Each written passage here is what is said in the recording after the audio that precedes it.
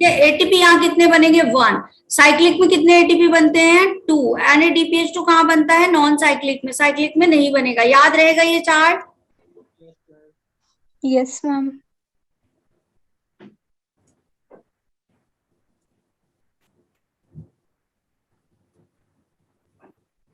ठीक है, कीमोऑस्मोटिक theory, कीमोऑस्मोटिक theory में क्या होता है बेटा, यहाँ पे आपका PS1 और PS2 इस तरीके से जुड़े हुए हैं, ठीक है, कहाँ हो रहा है आपका ल्यूमेन में हो रहा है, थैलेकॉइड मेम्ब्रेन है ये, यहाँ पे ये पाए जाते हैं, इस थैलेकॉइड मेम्ब्रेन में क्या पाया जाता है आपका एटीपी सिंथेटेज, जिसमें F0 और F1 पार्टिकल पाए जाते हैं। अब होता क्या है, यहाँ पे होगा आपका वाटर, जब फोटोलाइसिस होगी तो वाटर टूट जाएगा, ठीक है, ये प्रोसेस जो वाटर को टूटने की प्रोसेस अब हो रही है ल्यूमेन में, जो फोटो सिस्टम पाया जा रहा है वो कहाँ पाया जा रहा है आपके थैलेकॉइड मेम्ब्रेन में, एटीपी सिंथेटेज कहाँ पाया जा रहा है थैलेकॉइड मेम्ब्रेन में, ठीक है, याद रहेगा ये सारी चीजें।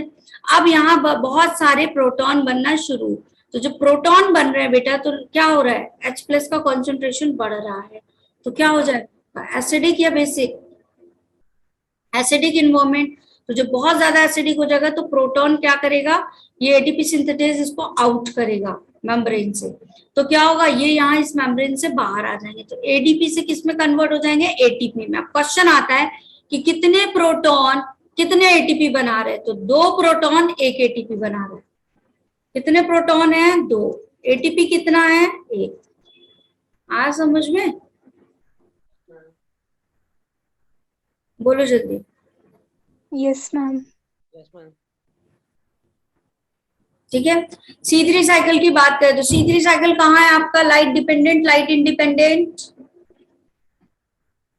C3 साइकिल आपका लाइट क्या है डार्क रिएक्शन है, लाइट इंडिपेंडेंट होगा, कहाँ हो रहा है बेटा स्ट्रोमा में हो रहा है, क्या कर रहा है शुगर को ग्लूकोज में कन्वर्ट कर रहा है, पहला स्टेप होगा कार्बोक्सिलेशन, कार्बन फिक्स होगा, तो RUBP 5 कार्बन का CO2 को फिक्स करेगा रुबिस्को की प्रेजेंस में, C3 साइकिल में रुबिस्को किसको कर रहा है फिक्स, यहाँ पे कार्बन डाइऑक्साइड को, C2 साइकिल में क्या करता है ऑक्सीजनेस की एक्टिविटी करता है ऑक्सीजन के लिए, ठीक है, ये याद रखना अगर क्वेश्चन आता है याद रहेगा, ठीक है, 6 कार्बन आपके थे, 3 कार्बन के पीजीए में टूट गए, फिर अगला रिडक्शन होगा, जो एसिड था वो एल्डिहाइड में चेंज हो जाएगा, फिर रीजनरेशन, फिर से ये CO2 क्या होगा फिक्स होगा RUBP में, क्लियर,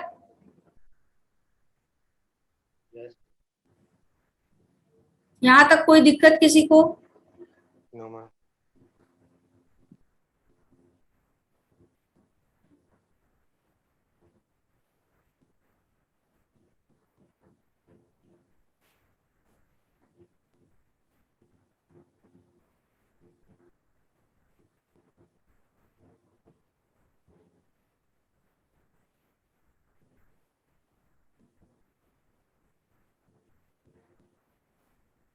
ट्रांसपोर्टेशन इन प्लांट की बात करें तो 2 तरीके का ट्रांसपोर्टेशन होगा बेटा, वाटर का और फूड का, ठीक है, तो वाटर का आपका में कौन कौन से फोर्स लगेंगे, क्या क्या चीजें इन्वॉल्व होंगी, ट्रांसपिरेशन फुल लगेगा यूनिडायरेक्शनल, और स्टोमेटा पे क्या लगेंगे फोर्सेस लगेंगे, ठीक है, फूड की बात करें तो ट्रांसलोकेशन होगा, कैसा होगा बाई डायरेक्शनल होगा, ठीक है, डिफ्यूजन के थ्रू होता है आपका, पहला आपका मीन ऑफ ट्रांसपोर्ट में डिफ्यूजन पढ़ते हैं, पैसिव होगा कोई एनर्जी नहीं लगेगी, कॉन्सेंट्रेशन ग्रेडियंट होगा, ठीक है, हायर टू लोअर जाएगा, जब कोई चीज हायर टू लोअर जा रही है, ऊपर से हायर ज्यादा है लोअर कम है, higher to lower downhill process, क्या बोलेंगे अप हिल या डाउन हिल, डाउन हिल, ठीक है।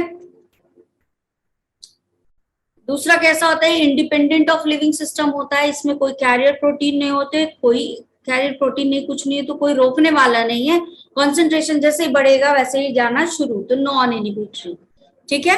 फैसिलिटेड डिफ्यूजन की बात करें बेटा, ये है टाइप ऑफ डिफ्यूजन, लेकिन इसको ले जाने के लिए क्या होते हैं हायर टू लोअर ही होगा, लेकिन यहाँ पे क्या जरूरी है कैरियर प्रोटीन, तो पैसिव प्रोसेस है, कोई एनर्जी नहीं लगती, बस चेंज क्या आ गया कि कैरियर प्रोटीन है जो इसको लेकर के जाएगा, ठीक है। डाउन हिल रिएक्शन ये भी होगा क्योंकि हायर टू लोअर जा रहा है, यहाँ इनिबिशन होगा क्या, अगर कैरियर प्रोटीन को रोक दे तो क्या कोई ले जा पाएगा, नहीं ले जा पाएगा, ठीक है।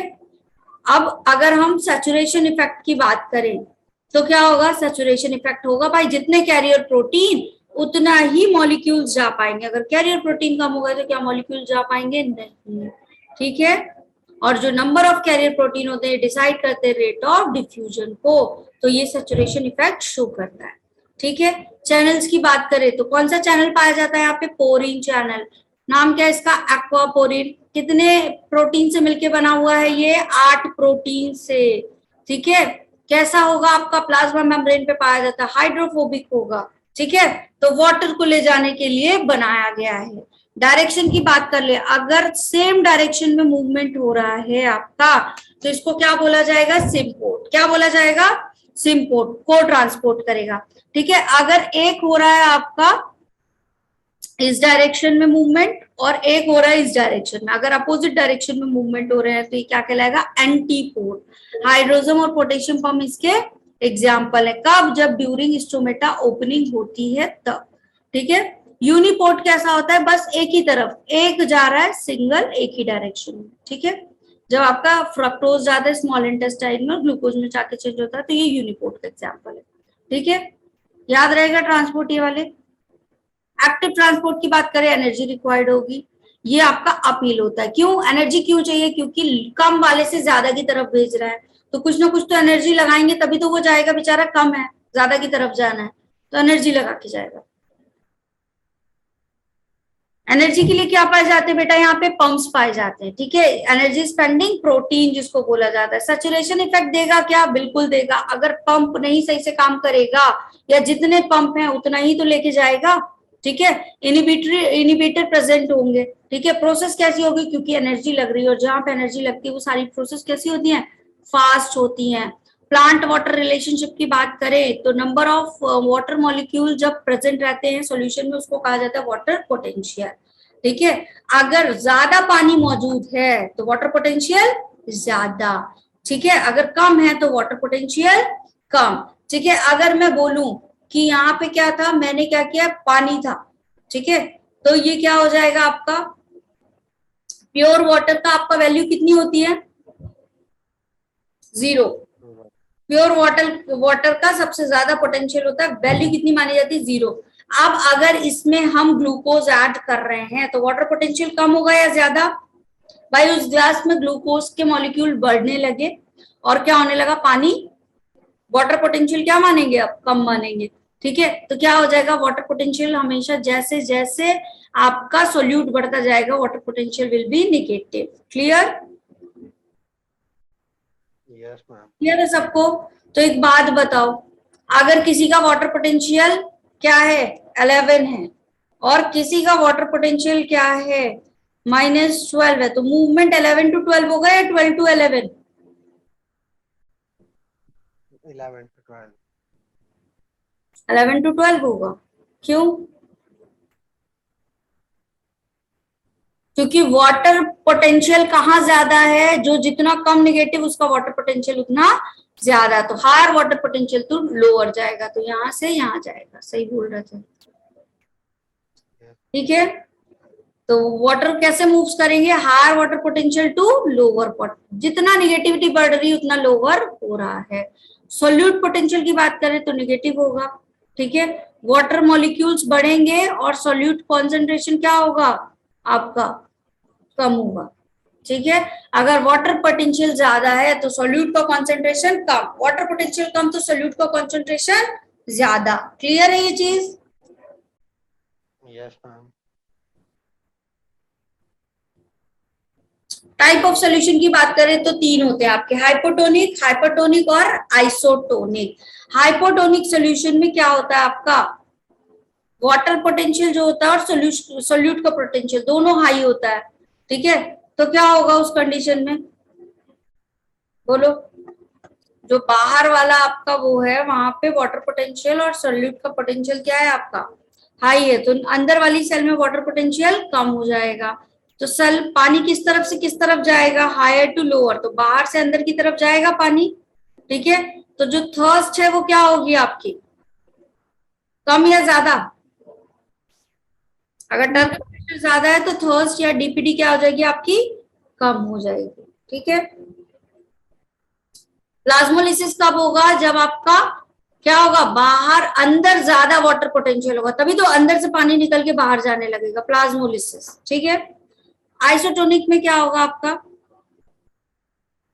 ये जो सेल है ये क्या होगी आपकी, सोल्यूट कॉन्सेंट्रेशन क्या होगा यहाँ पे, सेम होगा, तो ना पानी अंदर जाएगा ना पानी बाहर जाएगा, फ्लैसिड रहेगी, कोई मूवमेंट नहीं होगा। ठीक है, वाटर पोटेंशियल और सोल्यूट का पोटेंशियल बराबर बना रहेगा। ठीक है, लॉन्ग डिस्टेंस ट्रांसपोर्ट की बात करें तो आपका ट्रांसपिरेशन पुल होता है। ठीक है, दो तरीके का मूवमेंट करता है, एपोप्लास्टिक और सिम्प्लास्टिक। अगर H2 एब्जॉर्ब हो रहा है रूट के थ्रू और कैस्पीरियन स्ट्रिप से होके जा रहा है तो इसको एपोप्लास्टिक मूवमेंट कहते हैं। अगर आपका प्लाज्मोडेस्मेटा से होके जा रहा है, ठीक है, और आपका क्या कर रहा है, हेट्रो, आपका मेटाबॉलिक एक्टिविटी कर रहा है, तो क्या होगा आपका प्लास्टिक होगा मूवमेंट। ठीक है, इतना क्लियर। फोर्स दो तरीके के होते हैं, एक होता है कोहेंशन, ठीक है, जो किसके बीच लगता है, कोहेशन फोर्स किसके बीच लगता है, दो वाटर मॉलिक्यूल के बीच। एडिशन फोर्स किसके बीच लगेगा आपका, आपका वाटर मॉलिक्यूल लगाता है बॉल ऑफ जाइलम के ऊपर।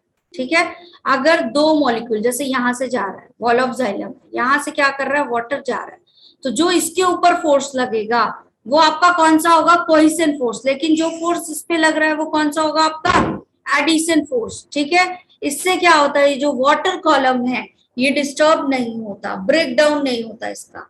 ठीक है, क्लियर। स्टोमेटा ओपन और क्लोज, ये भी इंपॉर्टेंट है आपका। डे टाइम की बात करें तो डे टाइम में बेटा क्या होता है, जो गार्ड सेल्स होती है वहां स्टार्च क्या होगा, पाया जाएगा या नहीं, पाया जाएगा।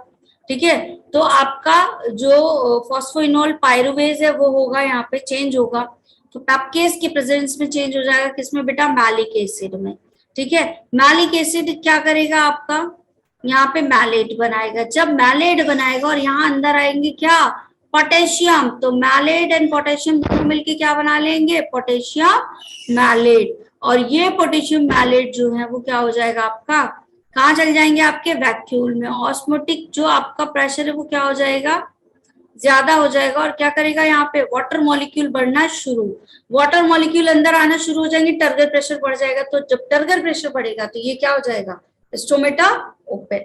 नाइट टाइम में क्या होता है, CO2 ज्यादा होता है तो आपका एब्सिसिक एसिड प्रोड्यूस हो जाता है, जो कि पोटेशियम पंप को एनिबिट कर देता है। जैसे ही पोटेशियम पंप एनिबिट होगा, ये वाली प्रोसेस होगी क्या, बताओ, मैलेट पोटेशियम मैलेट में चेंज होगा, नहीं होगा।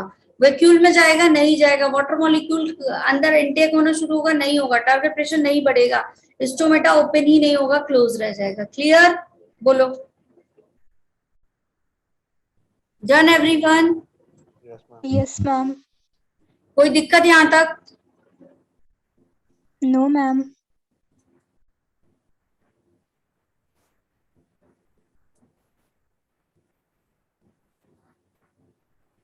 कैंसर कैसा होता है, दो तरीके का आपका, बिनाइन और मैलिग्नेटेड। ठीक है, मेटास्टेसिस क्या होता है आपका, स्प्रेड करना, ठीक है, एक ऑर्गन से दूसरे ऑर्गन।